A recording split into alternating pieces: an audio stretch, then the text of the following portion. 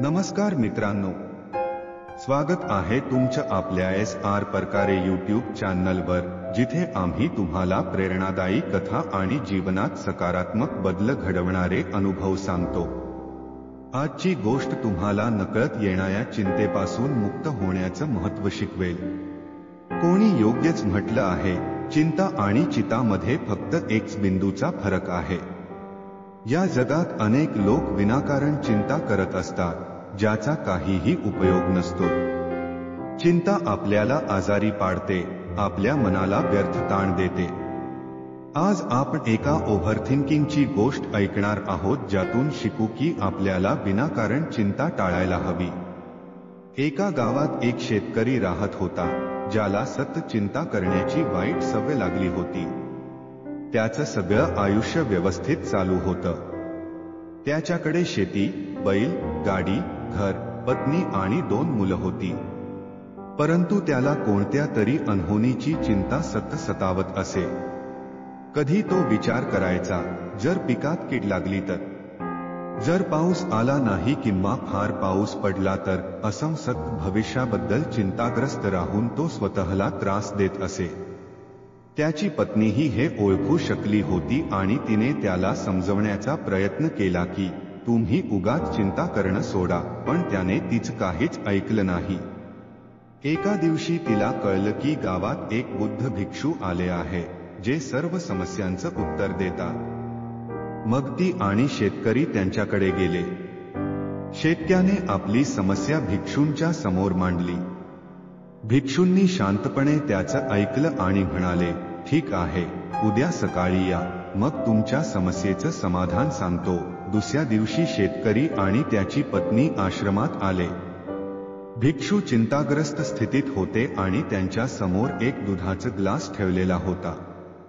ते वारंवार त्या ग्लासकडे बघत होते आणि कधी आपल्या डोक्यावर हात ठेवत, तर कधी जमिनीवर बघत होते। हे पाहून शेतकऱ्याने विचारलं, महात्माजी, तुम्ही एवढे चिंतेत का आहात? तुमच्या समोर दूध आहे, ते प्या ना। भिक्षूंनी उत्तर दिलं, मला चिंता आहे की जर हे दूध बिल्लीने पिऊन टाकलं तर, किंवा ते सांडलं तर काय होईल। हे ऐकून शेतकरी जोरजोरात हसू लागला आणि म्हणाला, यात एवढं चिंतेचं काय कारण आहे? जर दूध सांडलं किंवा बिल्लीने पिऊन टाकलं तर पुन्हा मिळेलच की। अजून तरी काहीही झालं नाही आणि होणारही नाही। भिक्षू हसले आणि म्हणाले, मी तुलाही हेच शिकवण्याचा प्रयत्न करत होतो। भविष्याच्या अशा घटनांबद्दल चिंता करणं निरर्थक आहे, ज्या अद्याप घडलेल्या नाही आणि कदाचित कधी घडणारही नाही। शेतकऱ्याला त्याच्या चुकांची जाणीव झाली आणि त्याने निर्णय घेतला की तो आता विनाकारण चिंता करणं बंद करेल। जपानमध्ये एक प्रसिद्ध म्हण आहे, तू चालत असशील तर फक्त चाल, खाणं सुरू करत असेल तर फक्त खा, पण एका वेळी एकच काम कर। या म्हणीचा अर्थ खूपच खोल आहे। जर कुणी हा अर्थ समजून घेतला आणि आपल्या जीवनात उतरवला, तर तो माणूस कायमच चिंतेच्या जाळ्यातून मुक्त होईल। आपण किती वेळा अशा विचारात गुरफटतो, मी हे काम योग्य प्रकारे केलं का? मी आणखी काहीतरी चांगलं करू शकलो असतो का?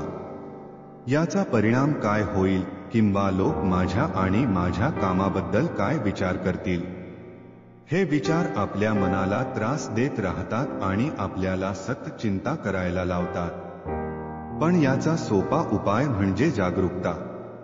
आपल्याला थोडं थांबून विचार करावा लागेल की आपण विनाकारण काळजी तर करत नाही ना। विचारांवर लक्ष केंद्रित केल्यावर हे गैरगरजेचे विचार एक करून नाहीसे होऊ लागतात। चिंता केल्याने काहीच फायदा नसतो, पण ती आपला आनंद आणि शांतता मात्र नक्कीच हरवते। म्हणूनच आजपासून आपल्यालाही चिंता टाळायला हवी। मित्रांनो, जर तुम्हाला ही गोष्ट आवडली असेल तर आमच्या SR परकारे यूट्यूब चॅनलला नक्की सबस्क्राईब करा आणि या व्हिडिओला लाईक करायला विसरू नका। अशा प्रेरणादायी कथा आणि जीवनात सकारात्मक बदल घडवण्यासाठी आम्ही कायमच तुमच्या सोबत आहोत। धन्यवाद। नमो बुद्धाय।